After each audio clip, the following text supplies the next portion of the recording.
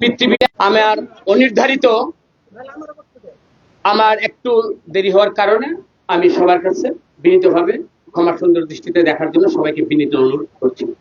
আপনারা আসছেন, এখন আপনারা কতক্ষণ কি ধরনের প্রশ্ন আপনারা করবেন, আপনারা আমি চাই আপনারা নিশ্চয়ই এই মুন্সিগঞ্জ জেলা বিএনপির মুন্সিগঞ্জ ৩ আসনের, যেটা মুন্সিগঞ্জ সদর শহর এবং বাজারেকে নিয়ে মীর কাদিমকে নিয়ে যেই নির্বাচনী আসন, এটা প্রথম যে 237 সদস্য যে 237 যে মনোনয়ন দেওয়া হয়েছিল, তারপরে আপনারা জানেন 36টা আসনের মনোনয়ন ঘোষণা করেছে। এরপরেই তারই মধ্যে মুন্সিগঞ্জ ৩ আসনটা ছিল। তো উদ্ভূত পরিস্থিতিটা আমরা সবাই জানি। সাংবাদিক ভাইয়েরা আপনাদের মাধ্যমে আমার জাতীয়তাবাদী দল এবং জাতীয়তাবাদী দলের সমস্ত দানের শীষে প্রেমিকরা অধীর আগ্রহে আপনারা জানেন এই পুরো বাংলাদেশ অপেক্ষা করছে। সুতরাং একটা সুষ্ঠু গণতান্ত্রিক ভোটের জন্য যারা দীর্ঘ সংগ্রাম করেছেন না, যাদের তাজা রক্তের বিনিময়ে এই বাংলাদেশটা গণতন্ত্রের পরিবেশের জন্য স্বাধীন হয়েছে, আজকে আমরা ভোট দেওয়ার যে একটা সুযোগ পেয়েছি। আগে ভোটটা দিতে চাওয়াটাই ছিল অপরাধ। এই শহীদের রক্তের বিনিময়ে আমরা সেই সুযোগটা পেয়েছি এবং এই সুযোগটা পেতে গিয়ে জননেত্রী বেগম খালেদা জিয়া তার জীবন আজকের জন্য মৃত্যুর যে একটা সন্ধিক্ষণে প্রতিটা মুহূর্ত উনি ওইভাবে কাটাচ্ছেন। তেমনি একটি আনন্দঘন মুহূর্ত নয়। আমি আমার অন্তরের যে কষ্ট, আমার দলের নেতাকর্মীদের আবেগের যে জায়গাটা, ওই জায়গাটা থেকেও আপনাদের সম্মুখে আমি উপস্থিত হয়েছি। এবং এখানে আপনারা জানেন মুন্সিগঞ্জ জেলায় যে 6 জন শহীদ হয়েছেন এই জুলাই গণঅভ্যুত্থানে, 14 জনের মধ্যে আমাদের এই 6 জন, বিশেষ করে এই মুন্সিগঞ্জ 3 আসনে যারা শহীদ হয়েছেন, শহীদ পরিবারের সমস্ত সদস্যগণ এখানে উপস্থিত। তো তাদের সম্মুখে আমি ইনশাল্লাহ আপনাদের প্রতিটি প্রশ্ন উত্তর ইনশাল্লাহ অবশ্যই আমি দেবো।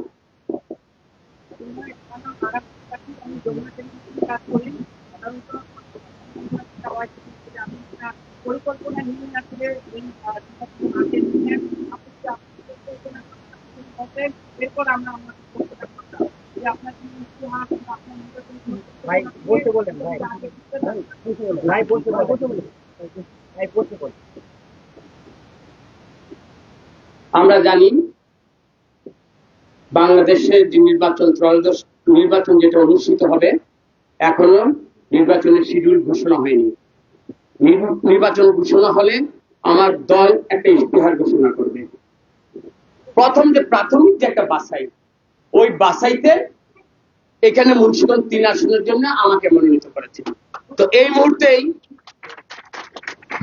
এটা তো ভাই সাংবাদিক তালিকার জায়গা নেবে ভাই, যাই হোক। তো যেখানে আমার প্রথম যে প্রাথমিক ধাপ দলীয় মনোনয়ন পেয়ে আমি আপনাদের সামনে আসছি, আর যেখানে দল জাতীয়ভাবেই কোন ইশতেহার ঘোষণা করেনি, সুতরাং ওইখানে আমি মনে করি এখনো ব্যক্তিগতভাবে 3 আসনে আগে আমার দল জাতীয়ভাবে সামগ্রিক সারা বাংলাদেশের জন্য ইশতেহার ঘোষণা করবে, তারপর এই কেন্দ্রের জন্য আমার বাড়তি বা ইন এডিশন আরো কি কি দেওয়া লাগে, তখন আমার ইশতেহারের মধ্যে সেই ঘোষণাগুলো থাকবে। ধন্যবাদ।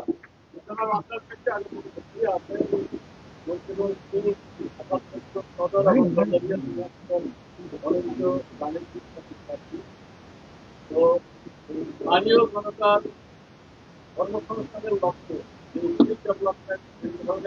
ট্রেনিং সেন্টার স্থাপনের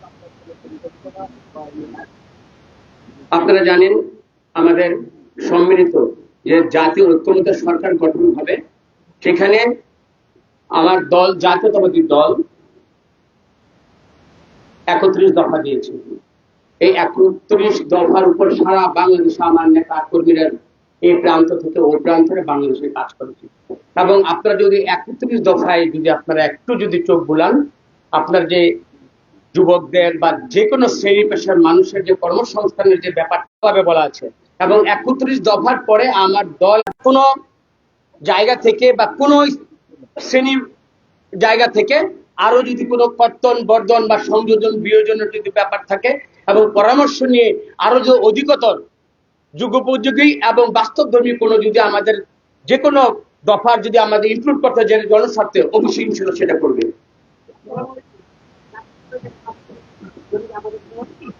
আর গতকালকে দেখতে পেলাম যে সদরের যেই রাতে এবং সকাল থেকে শুরু করে একটা পক্ষ মনোনয়ন গঠিত হয়েছে, তারা রাস্তা অবরোধ করেছে মনোনয়ন প্রাপ্তির জন্য। তাদের খানিকটা মনোনয়ন পরে কথা বলেছে।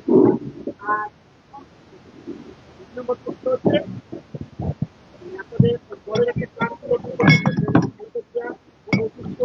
ঢাকায় জন্য একটা প্রক্রিয়া রয়েছে।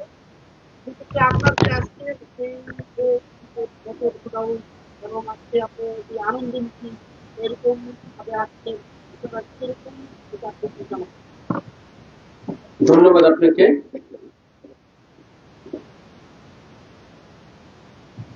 আমি প্রথমেই বলেছি গতকাল আমাদের স্ট্যান্ডিং কমিটি মেম্বার আমি খুশি উনি বলেছেন বেগম খালেদা জিয়া অসুস্থ, ওনার সুস্থতার জন্য পৃথিবীর সমস্ত প্রান্ত থেকে বেগম খালেদা জিয়ার উন্নত চিকিৎসার জন্য যে যার অবস্থান থেকে রাষ্ট্র ব্যক্তি সবাই ওনাকে ওনার পাশে দাঁড়িয়েছে। জাতীয়তাবাদী দল আগামী নির্বাচনের জন্য শুধু জাতীয়তাবাদী দল নয়, আগামী নির্বাচনে যারাই অংশগ্রহণ করতে চায় সবাই নির্বাচনের জন্য অনেক আগে থেকে তৎপর এবং মাঠে ময়দানে সবাই কাজ করে যাচ্ছেন। এরই মধ্যে আমাদের জননেত্রী বেগম খালেদা জিয়া অসুস্থ হয়েছেন এবং আমির খুশি যেটা বলেছেন ম্যাডামকে চিকিৎসা ইনশাল্লাহ সমস্ত কিছু হবে, কিন্তু নির্বাচনের যে রোডম্যাপ এটা ফেব্রুয়ারির মধ্যে যেটা হওয়ার কথা ইনশাল্লাহ সেটা হবে এবং সেটা মাহফুজুল আলম প্রেস সেক্রেটারি প্রধান উপদেষ্টা উনি বলেছেন পৃথিবীর কোনো শক্তি নেই, দেখ এটা ওনার আঙ্গিকে উনি বলেছেন। সুতরাং নির্বাচনকে সামনে রেখে নির্বাচনের প্রস্তুতি আর বেগম খালেদার যে চিকিৎসা জনাব তারেক রহমান, জুবাইদা রহমান সহকারে ওনার পরিবার এবং আমার দল সবাই এ ব্যাপারে আন্তরিক, খুবই আন্তরিক, যেটা আমি আপনার বললেও এটার শুরু বা শেষ হবে না। সুতরাং ম্যাডামের যদি চিকিৎসা চলতে থাকবে, আমরা কর্মীরা দোয়া করতে থাকবো। আর নির্বাচনের প্রক্রিয়া যেটা আমির খুশু উনি বলেছেন যে নির্বাচন একটা চলমান প্রক্রিয়া, আমরা এখানে নির্বাচনের জন্য সবাই প্রস্তুত। এই প্রশ্ন। আর প্রথম আপনার প্রশ্ন ছিল শুনেন 17 বছর ফেসিস্ট আমাদেরকে নির্বাচন করতে দেয়নি। 17 বছরে আমরা 3টা প্রজন্ম ভোট দিতে পারিনি।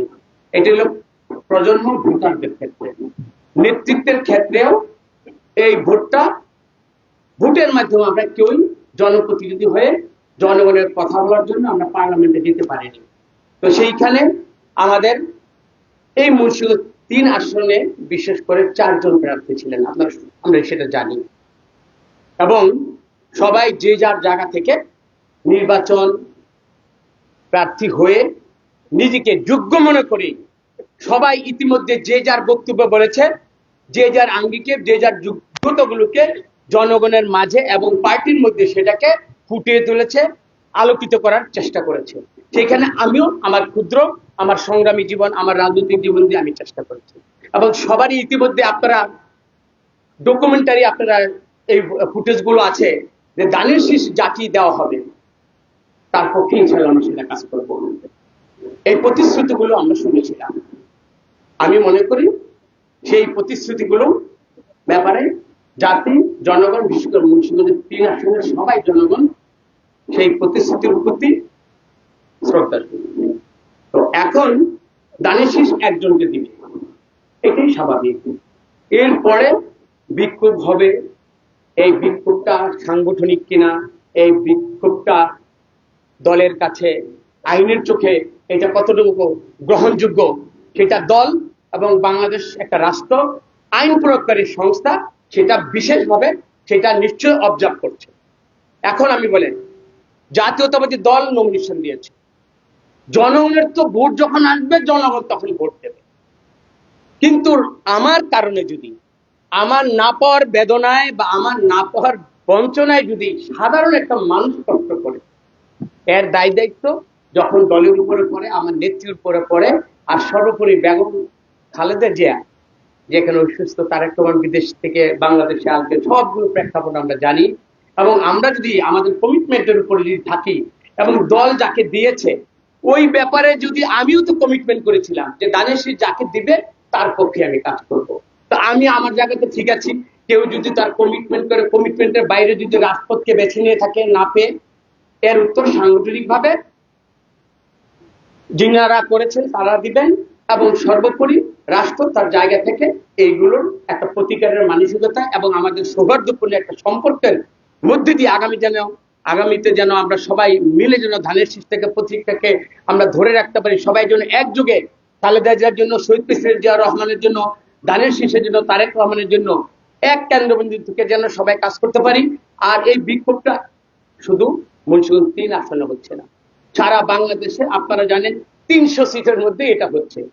তো এটা আমরা একটা গণতান্ত্রিক প্রক্রিয়া, তবে এই প্রক্রিয়ার কতটুকু যাবে, কতটুকু দল কতটুকু গ্রহণ করবে, এটা দলের ব্যাপার। তবে আমি ব্যক্তিগতভাবে এই ধরনের প্রতিবাদকে এতটুকুই বলতে চাই, আমরা দলের প্রতি যতটুকু যত্নবান হওয়া উচিত, দলের নির্দেশনাকে যতটুকু মানা উচিত, ধানের শীষের জন্য যতটুকু একটা হয়ে কাজ করা উচিত, আমরা মনে করি সব রাগ গুসা ভুলে গিয়ে ইনশাল্লাহ আমরা সবাই ধানের শীষের প্রতীকের জন্য সবাই একযোগে কাজ করবো।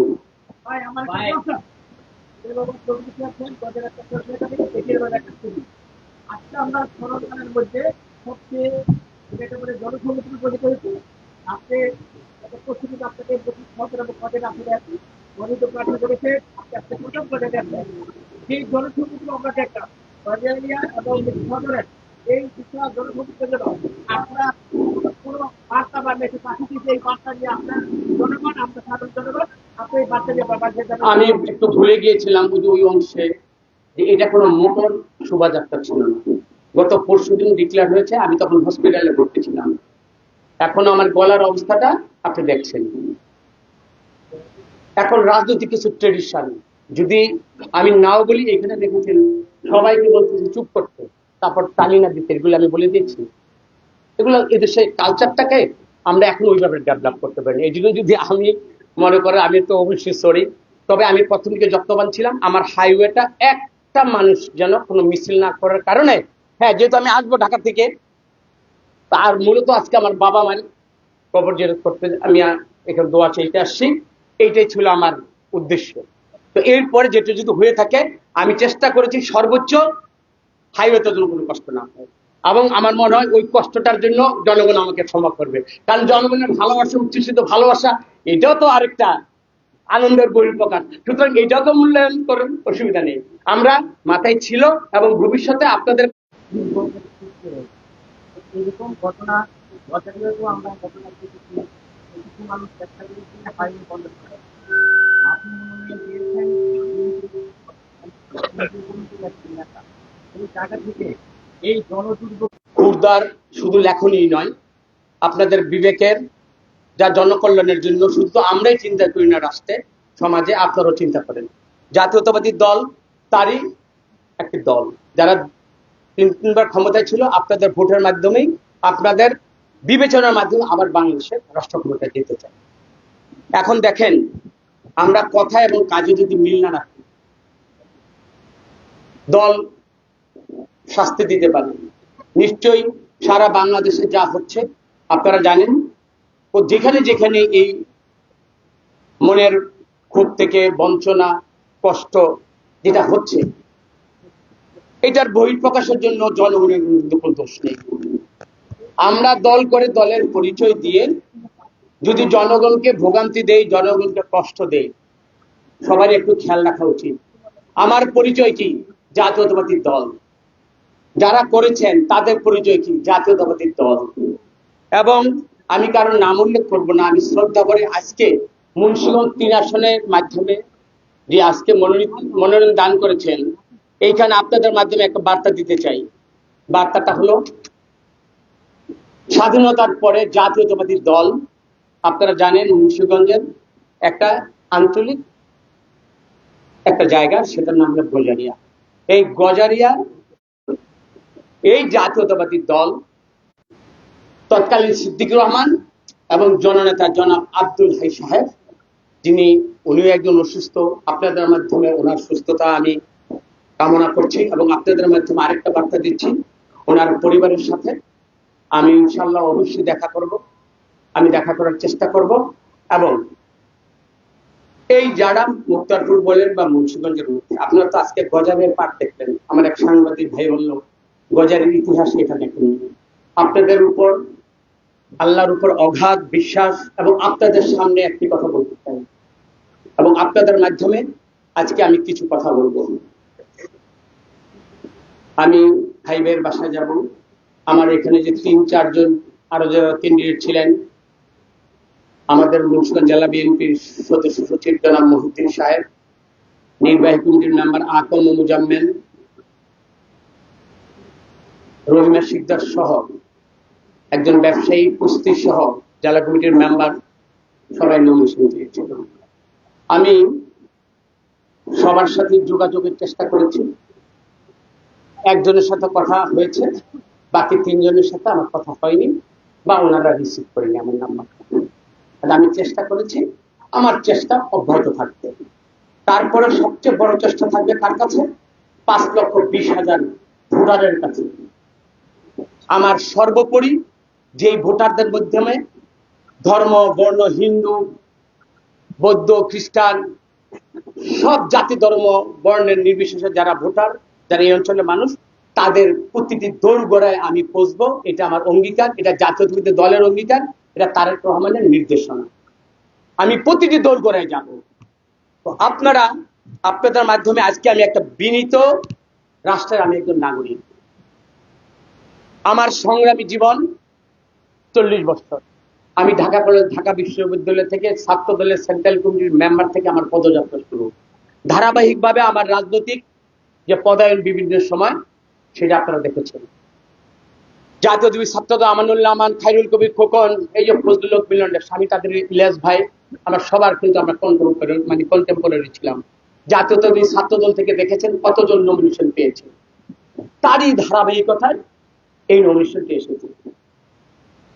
2019 সালে 18 সালে যে নির্বাচনটা ছিল, তারেক রহমান জনাব আমাকে বলেছেন এই অঞ্চলে আব্দুল হাই সাহেবকে আর নমিনেশন দেব, আমাকে অন্য এক জায়গায় অঞ্চলের কথা বলেছে, ওই অঞ্চলটা নাই বলি প্রাসঙ্গিক থাকে।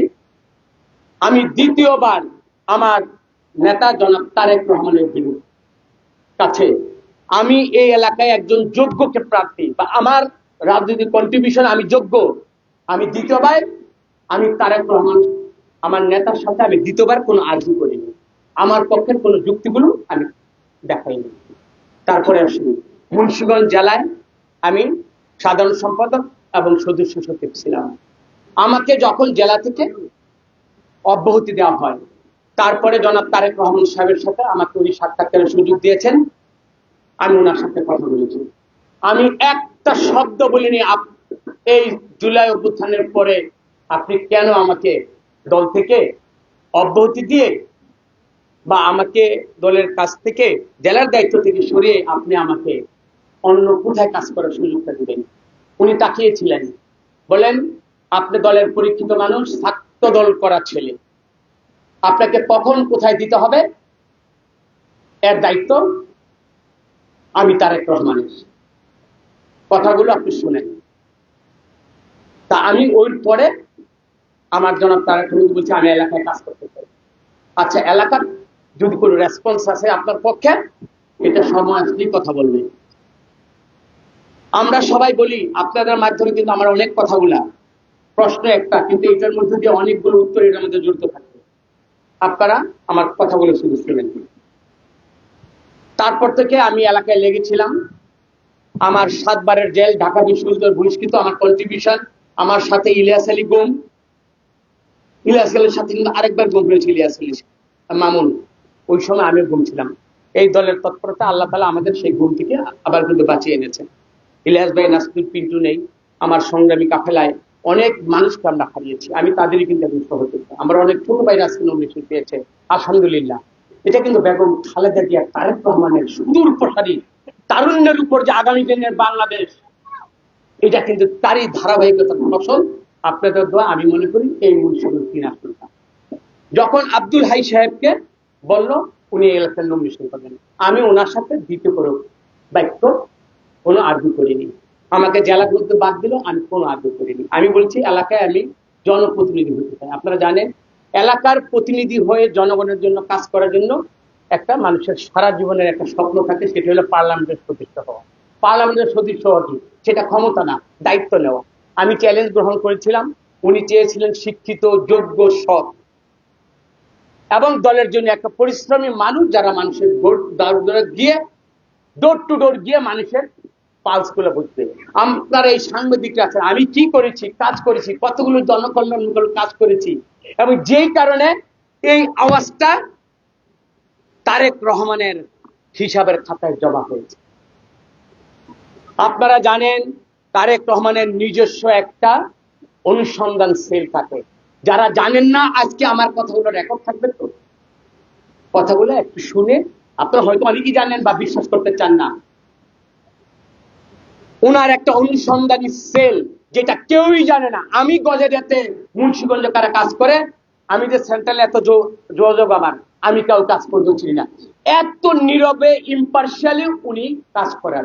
তারপরে আসেন 5 তারিখ থেকে তারেক রহমান, জনাব তারেক রহমান সাহেবকে আমি একটা কথা বলেছি, আপনি রাষ্ট্র চালান, রাষ্ট্র চালাবেন। 5 তারিখের পরে সারা বাংলাদেশের কিছু কিছু মানুষের অনিয়ন্ত্রিত মনোভাব, কিছু কারণে দল ক্ষতিগ্রস্ত হয়েছে, 7,000 লোককে বহিষ্কার করেছে। এই পরিপ্রেক্ষিতে আমি বলেছিলাম আপনারা রাষ্ট্র চালাবেন, রাষ্ট্র চালাবেন। আপনারা সাংবাদিক, মুন্সিগঞ্জের এই প্রান্ত থেকে ও প্রান্তে, ঢাকা শহরে আমার অবস্থান, আপনাদের দোয়ায় বিনীতভাবে আপনাদের অনুসন্ধানের মধ্যে দেখবেন যে আমি কামরুজ্জামান রতনের আমার অর্থনৈতিক কোন এই লিপসার কারণে আমার দল এবং আপনারা কোথাও আমাকে একটা লাল দাগের দাগ দিতে পারবেন। আমি মনে করি এই রিওয়ার্ডটা আমাকে তারেক রহমান দিয়েছেন। সর্বোপরি আপনাদেরকে সামনে রেখে হাজির নাজির আল্লাহকে জেনে একটা কথা বলছি, যেই বেগম খালেদা জিয়া এখনো জীবিত, যেই বিএনপির মহাসচিবকে অপবাদ দেয়া হয়েছে, এই মাটিতে আমরা একদিন শোব, অর্থের বিনিময়ে নাকি বিএনপির মহাসচিব তাকে জড়িয়ে পুষ্প লিখে দেওয়া হয়েছে। ধন্যবাদ যারা করেছেন। রাব্বে করিমের কাছে আমি এর সত্যতা যদি থাকে, আল্লাহ মির্জা ফখরুল এবং রতনের বিচার তুমি করো। আর এর বলিত যদি সিঙ্গেল পেনি যদি কোনোদিন নমিনেশনের ক্ষেত্রে জড়িত না থাকে, আল্লাহ মির্জা ফখরুল, তারেক রহমান এবং রতনকে আল্লাহ তোমার দরবারে আল্লাহ তুমি গালেব বানাইও, বিজয়ী করো।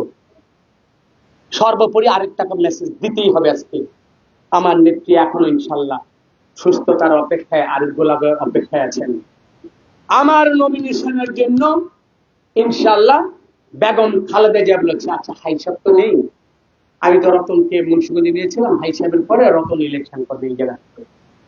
আমার নেত্রীর জবান দিয়ে কামরুজ্জামান রতনের নামটা তারেক রহমান লিখেছেন। সাংবাদিক বন্ধুরা, আজকে এই কথাটা আমাকে কোট করে আপনারা নিয়ে যান। যদি কোনোদিন এর অসত্যতা পেয়ে থাকেন, আপনারা যেই শাস্তি দিবেন সেই শাস্তি আমি অবনত চিত্তে মাথা থেকে নিব। সব বলেন, মির্জা ফখরুল, কামরুজ্জামান, তারেক রহমানের সততা নিয়ে যারা কথা বলবেন, মুন্সিগঞ্জের 3 আসনের ব্যাপারে আমি বিনীতভাবে ভাইদের বলবো, খোদার দুনিয়াতে অনেক বেবিচার দেখেছি, অনেক মিথ্যা অপবাদ দেখেছি। ম্যাডামকেও কিন্তু তার একটা মিথ্যা মামলা দিয়ে অপবাদ দিয়েছিল। আল্লাহ সেই ম্যাডামকে দেখেন মানুষের দোয়ার মধ্যে লক্ষ কোটি মানুষ দোয়া করছে। আর যারা মিথ্যা অপবাদ দিয়েছিল এই দেশের মাটিতে, তাদেরকে আল্লাহ গছে নেই, বিদেশে পলায়ন করতে হয়েছে। আমি কোনো অভিসম্পাদ দিচ্ছি না। আল্লাহর কাছে আমি আপনাদের মাধ্যমে একটা ফরিয়াদ জানাই, এই ফরিয়াদের মাধ্যমে আমি যেন আপনাদের কাছে একটা সত্য এবং ন্যায় বিচার পাই। আরেকটা কথা আমি বলবো, আজকে এখানে অনেক সাংবাদিকরা আছে, আমি বাংলাদেশের একজন নাগরিক। এই বাংলাদেশ ডক্টর ইউনূস মহোদয় উনি চালাচ্ছেন। ওনার সাথে আমার আজকে বলতে হয় ছবি আছে, পরিচয় আছে। একটা রাষ্ট্রপ্রধান, একটা নোবেল মানে নোবেল বিজয়ীর সাথে ছবি থাকা, পরিচয় থাকা কি এটা দোষের? আমার দল ওনার সাথে দেখা করতে যায় না। এই গভর্নমেন্টের উপদেষ্টার অনেকের সাথে আমার ব্যক্তিগতভাবে পরিচয় আছে। সেনাপ্রধান বাংলাদেশের, উনি আমাকে ব্যক্তিগতভাবে চিনেন, প্রধান নির্বাচন কমিশনার চিনেন। আপনাদের মাধ্যমে আমি একজন নাগরিক হিসাবে, ডক্টর ইউনূস বলেছেন বাংলাদেশে ঐতিহাসিক আগামী নির্বাচনটা হবে, বলছে না? আমি আপনাদের মাধ্যমে, আমি বিজেপি একজন নাগরিক হিসাবে, জাতীয়তাবাদী দলের একজন প্রার্থী হিসাবে আমি একটা সুষ্ঠু ভোটের জন্য ভিক্ষা প্রার্থনা করছি না। আমি ন্যায় বিচারের জন্য বাংলাদেশের সমস্ত অর্গানিক,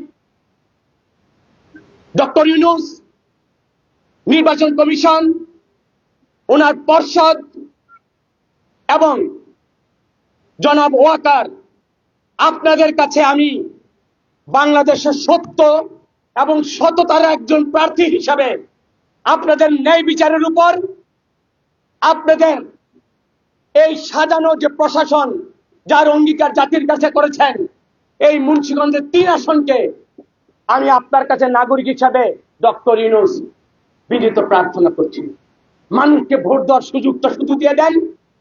5,20,000 মানুষ যে ভোট রায় দেবে, এই রায়টা দেওয়ার সুযোগ আমি প্রথম সেলুট দিয়ে, যেই বাংলাদেশে এই সিটে জয়লাভ করবে, আমি দাঁড়িয়ে আপনাদের সামনে সেলুট দিয়ে আমি অবনত চিত্তে ইনশাআল্লাহ মেনে নিব।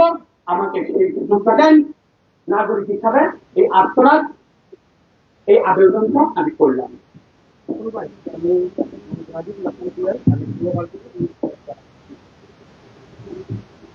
আমরা দেখছি আপনার মনোনয়ন যখন বলেছিল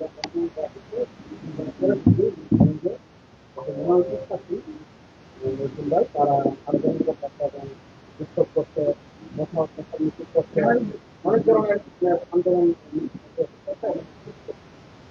এবং কিছু কিছু তাদের তাদের নেতাকর্মীরা অভিযোগ করতেছে যে কামরুজ্জামান মন্ডপের সাথে যে মনোনয়ন দেওয়া হয়েছে এটা মনোনয়ন বাণিজ্যের মাধ্যমে টাকার বিনিময়ে করে তারা দেওয়া হয়েছে।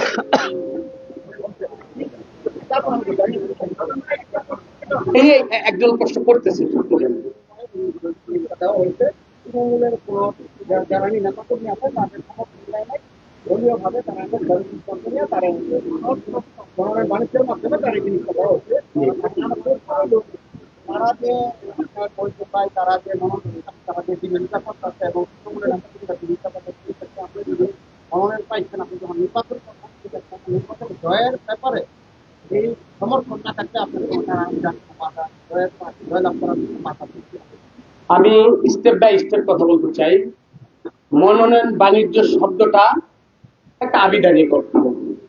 আমার বাসায় যারা আসছেন, এখানে দলের নেতা কর্মীরা, আমার যারা গজারিয়ার সাংবাদিক, এখানে 165 জন সাংবাদিক, এই বাণিজ্যের শব্দের সাথে জাতীয়তাবাদী দল, তারেক রহমান, মির্জা ফখরুল, কামরুজ্জামান রতন সম্পূর্ণ অপরিচিত। আমি যেখানে মাটিকে বলছি, আল্লাহকে হাজির নাজির জানা বলছি, এক সেন্ট যেটার কোনো চিন্তাই আমরা করি না।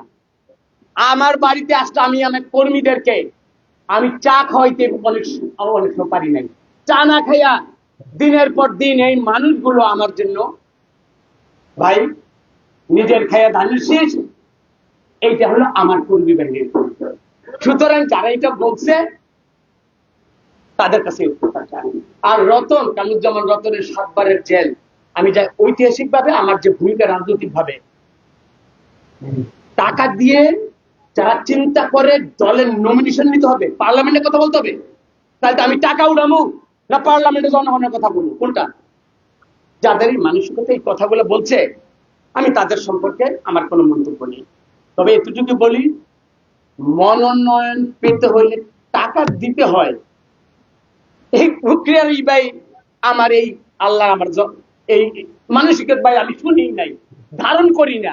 সুতরাং এর প্রশ্নের উত্তর যারা বলেছে তাদের কাছে বলেন। আর রতন, টাকা দিয়ে পলিটিক্স করে না। রতনের 7 বারের জেল, মৃত্যুর মুখে মুখে বারবার হাজির হওয়া, ওই সমস্ত ত্যাগী কর্মীদের সর্বশেষ দেখেন 5 জনকে ছাত্রদের নমিনেশন দিয়েছে এই আউট অফ 36। ওইখান কারা? যারা মাটির সাথে যাদের সম্পর্ক, জেলের সাথে যাদের সম্পর্ক, গুমের থেকে বেঁচে থাকা যাদের সম্পর্ক, তারা টাকা দিয়ে নমিনেশন নেয় না। অতটুকু সমাজ বুঝ আল্লাহ তাআলা আমাদের সবাইকে দান করুন। আমি কিন্তু সবার প্রশ্ন উত্তর দেবো বলে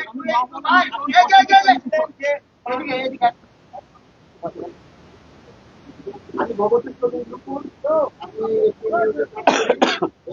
উপজেলার ভবেশ্বর আমার মাঠ। আপনারা জানেন যে এখানে যারা যারা আছেন যে আমাদের মুন্সিগঞ্জ জেলা থেকে বর্ডারের একটা বিস্তৃত অঞ্চল এবং এটা ডেভেলপ তেমন হয়নি। তো আমরা চাই যে আজকে আপনি মনোনয়ন পেয়েছেন এবং এই অঞ্চলের মানুষ এই মনোনয়নে অনেক খুশি যে এই অঞ্চলে কিন্তু কখনো কোনো ধরনের এন্ট্রি হয়নি আমার যতটা আমার জানা আছে। তো আপনার প্রতি এই অঞ্চলের মানুষের অনেক অগাধ মানে আস্থা বিশ্বাস সব কিছু রয়েছে। আমার একটা কোশ্চেন, যে দল থেকে আপনাকে মনোনয়ন পেতে আমরা বুঝতে পারছি যে বিভিন্ন ভাবে দলীয় লোকজনই আপনাকে উদ্যুক্ত হবে বা সদস্যকে দাঁড়াবে। এই ব্যাপারে আপনার বৈদ্যুতিক পার হতে কোনো সমস্যা আসছে না বা এই ধরনের যদি সদস্যকে কেউ দাঁড়ায় দলীয় কোনো কিন্তু একটু আমার জানা। সময়ে কথা বলুন, আমি তো আপনাদের মাঝেই থাকবো, উত্তরটা ওই সময় দিব, এখন না দিই। তবে নুপুর ভাইকে দেখে আমার লোক নিতে পারলাম না। আমি যে মানুষের জন্য সবার জন্য কাজ করি। দেখেন জাতীয়তাবাদী দল দিয়েছে 5,20,000 ভোট, কিন্তু সবাই বিএনপি করে না। আপনি একজন ভোটার, আপনি আমার একজন হিন্দু সম্প্রদায়ের আমার ভাই। কিছুদিন আগে হিন্দু সম্প্রদায়ের এখানে একটা শ্মশান ঘাট আছে, এই কারণে সবাই দোতলাতে ছাদ ঢালাই হচ্ছে।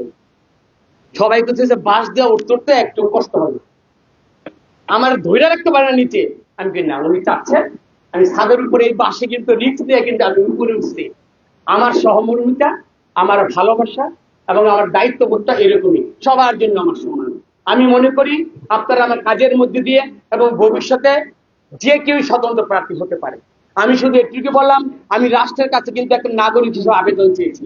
আমি এই এলাকার মানুষের কাছে, এই এলাকার ভোটের জন্য একটা সুন্দর সুষ্ঠু পরিবেশটা আপনি জনাব ডক্টর ইউনূস আপনি করে দেন। ওইখানে স্বতন্ত্র যদি আপনি হন নূপুর ভাই, আপনি কমপ্লিট করেন, আমি আপনাকে সাধুবাদ দেব, আপনাকে স্যালুট দিব। যে কেউই যে কোনো অবস্থানে থেকে নির্বাচনে অংশগ্রহণ করুক, আমার পক্ষ থেকে আমন্ত্রণ রইল।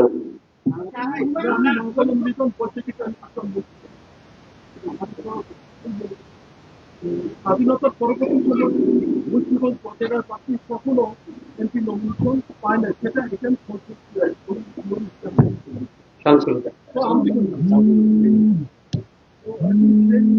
থেকে আমি একটা সঠিক পরিস্থিতি আছে। তো সেরপরে কিন্তু মুসলিম প্রার্থী বছরের নমিনেশন পায় না, সেটা বিএনপি হয় অথবা আওয়ামী লীগ। আজকে মুসলিম প্রার্থীর মধ্যে আপনি বছরের প্রার্থী কেন্দ্রীয় আমাদের মুসলিম প্রার্থী মোটামুটি ভাবে এরকম একটা আলোচনা, যেহেতু সরকারিয়া যদি সে হয় বা রাষ্ট্রের যায়, তাইলে কি সে আমাদের মুসলিম ভবন বা রাজনীতি না, সেটাও একটা আলোচনা বা একটা সমালোচনা এরকম একটা বিষয় আছে। বিক্রম ভাই, আমি আপনার প্রশ্ন বুঝেছি, বাকিটা আমি সাপ্লিমেন্ট করি। আজকে তো আমরা এখানে এসেছি, আমরা খুব কষ্ট করে এসেছি মুন্সিগঞ্জ থেকে যারা এসেছি, কিন্তু এখান থেকে যারা মুন্সিগঞ্জে যায় আরো কষ্ট করে যায়। এখানে একটা সময় যাবে যে একটা ম্যাগনেট ছিল। আপনি যদি নির্বাচিত হন, আপনার ওখানে ইউনিয়ন কর্মকাণ্ডের প্রায়োরিটি দিচ্ছে, ম্যাগনেট একটু কততম থাকবে সেটা আমরা একটু জানতে চাই।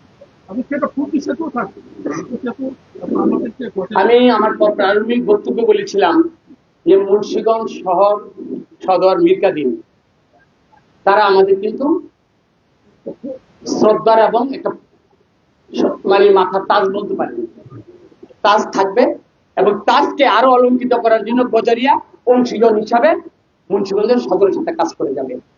আর আমাদের যে যে মেঘনা, যেটা রসুলপুর দিয়ে যে একটা ঘাট এবং এখান থেকে সরাসরি যে মুন্সিগঞ্জ যাওয়ার যে একটা সেতুর যে একটা পরিকল্পনা, শুধু একটু উদাহরণ বলি, আমি 90-এর পরে বুড়িগঙ্গা সেতুতে জনাব সাইফুর রহমান ছিলেন, আমি তখন বলতে দ্বিধানে আমানুল্লাহ আমান প্রথম ফার্স্ট এমপি ছিলেন। কোন নদীতে প্রথম 2টা ব্রিজ হয় না এত অ্যাডজাস্ট এরিয়াতে। আমানুল্লাহ আমান, বেগম খালেদা জিয়া যেহেতু ছাত্র দলের প্রোডাক্ট, ম্যাডাম খালেদা এবং সাইফুর রহমানকে বলে এটা আলাদা একটা কৌশল আছে। এই কৌশলটাই হলো ইনশাল্লাহ আপনাদের দোয়া কামতের কৌশল। আমি তারেক রহমানকে বলে আমি কিভাবে আনবো এবং উন্নয়নের সবচেয়ে বেশি এফোর্ট ইনশাল্লাহ আমি কাজে আমি পরিণত করে আমি দেখাতে চাই। আপনারা আমাকে বিশ্বাস করুন, কোথাও ঠকবেন না। এবং সবচেয়ে বড় কথা, আমি 100% আমি সৎ থাকবো এবং আমি সাংবাদিকদের সামনে আগেও কথা বলেছি, আমার সততা নিয়ে আমি কোনো প্রশ্ন করতে আমি দেব না। যেদিন সততার প্রশ্নে আমার বিন্দু মাত্র চুল চারা যদি কোথাও আমার ইনভলভমেন্ট এবং আমি এবং আমার পরিবারের দেখেন, ওই দিন ওই মুহূর্তে আমার সমস্ত রাজনৈতিক পদ, সংসদের পদ থেকে আমি পদত্যাগ করব ইনশাল্লাহ, যদি আমি নির্বাচিত হই।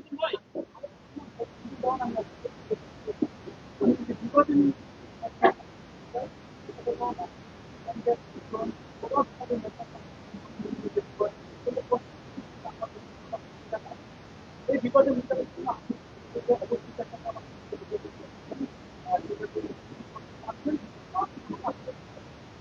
যদি আপনি স্থানীয় মাধ্যম আপনার ব্যক্তিগত উপাদান না করেন তখন আমি তো প্রথমে বলেছি আমি গ্রাজুয়ালি আমি স্টেপ বাই স্টেপ আশা করি। যারা পাননি তাদের দুঃখ বেদনা এবং শুনেন, এখানে তারেক রহমানের উদ্ধৃতি আবারও আমি দিচ্ছি, যেটা আমার নেতা তারেক রহমান বলেছেন, সংসদের একটি আসন মুন্সিগঞ্জ জেলায় আপনারা জানেন সবসময় 2টা স্ট্যান্ডিং কমিটির মেম্বার ছিল, 2-3 জন আমাদের মিনিস্টার ছিল। এখানে আপনারা যেই কয়জন আছেন আপনারা ঐক্যবদ্ধ থাকেন, সবাইকে আমি অ্যাকোমোডেট করবো। একটা এমপি একটা মাত্র পদ,